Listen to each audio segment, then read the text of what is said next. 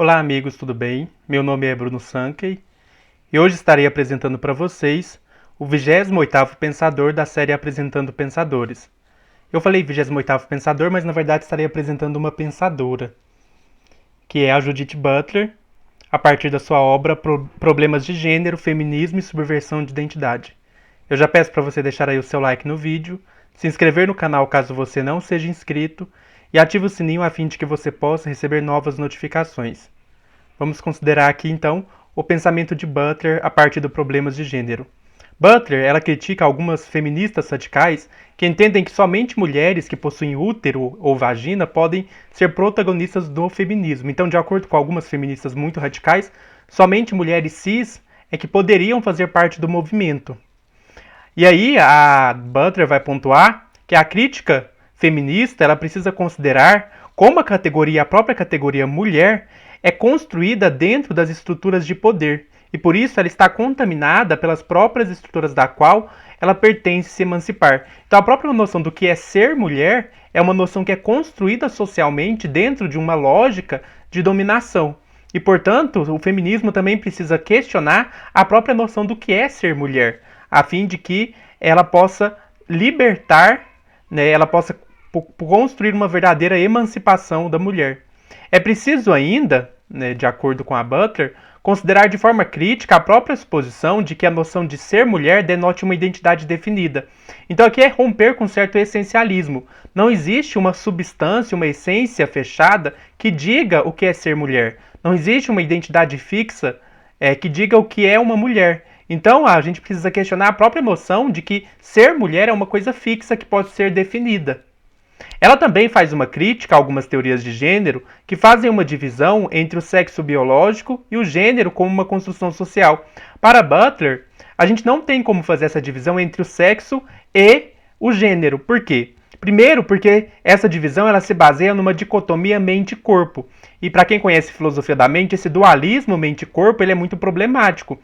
Então, assim, se eu falo que o corpo que o sexo é uma coisa e o gênero é outra, eu estou dizendo assim, olha, o sexo é aquilo que tem a ver com o meu corpo e o gênero é aquilo que tem a ver com a minha mente. E aí, essa divisão entre mente e corpo, ela não é uma divisão muito boa filosoficamente. O segundo ponto é que a noção de sexo também é uma categoria socialmente construída.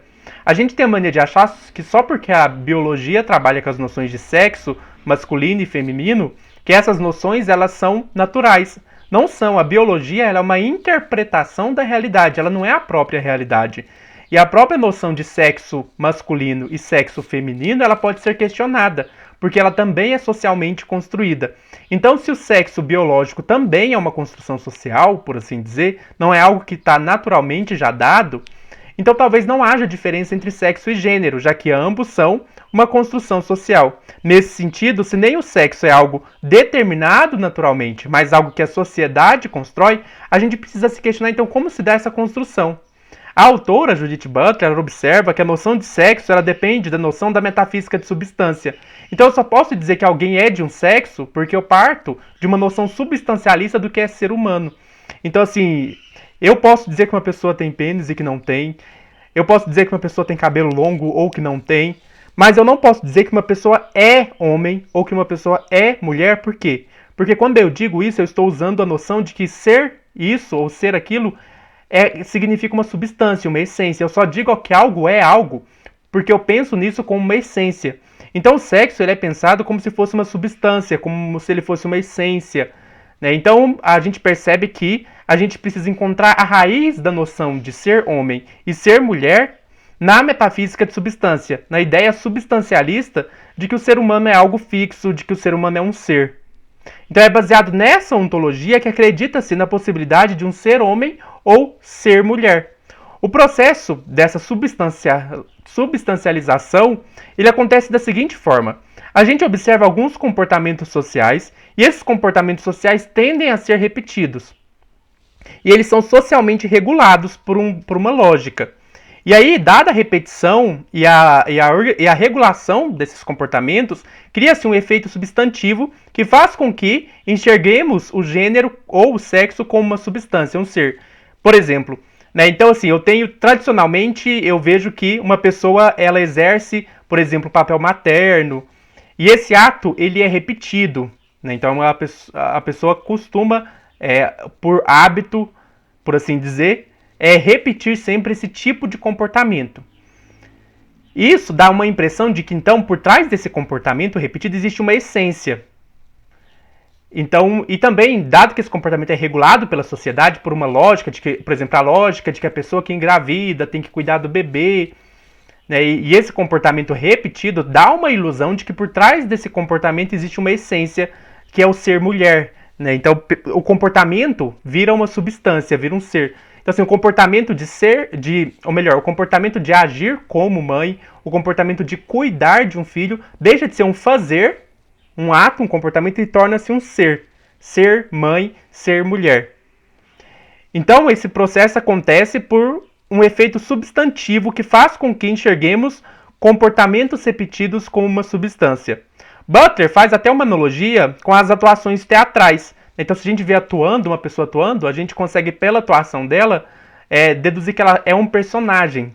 Né? Mas se a gente for parar para pensar, na verdade a pessoa só está se comportando ou atuando de um determinado. Então, a gente está falando de uma coisa que é a atuação. E a gente pode pensar o gênero assim, como uma atuação.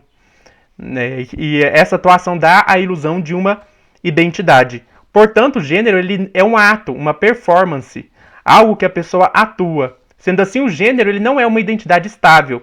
Pelo contrário, o gênero é uma identidade construída por meio da repetição estilizada de atos. Então é pela repetição de um determinado modo de atuar e de se comportar que se cria a noção de gênero. A prova, né, que a gente pode, ou o exemplo que a gente pode usar para mostrar que, para denunciar isso, para mostrar que na verdade o gênero é uma atuação e que ele não é uma coisa definida, a gente pode pensar nas paródias de gênero feitas por drag queens e por travestis. Por meio dessas paródias de gênero é revelado então que o gênero ele é performatizado. Né? Então uma pessoa ela pode performatizar um gênero, ela pode atuar como sendo de um gênero e portanto a gente pode pensar o gênero como uma atuação e não como uma substância ou uma essência fixa. Esse é o pensamento da Judith Butler. Seguindo a ordem alfabética, o próximo pensador a ser apresentado será o teólogo Karl Barth. Eu agradeço a todos que têm acompanhado os vídeos. Se inscreva no canal caso você não seja inscrito, ative o sininho para receber novas notificações, deixe seu comentário, compartilhe o vídeo com seus amigos e até mais.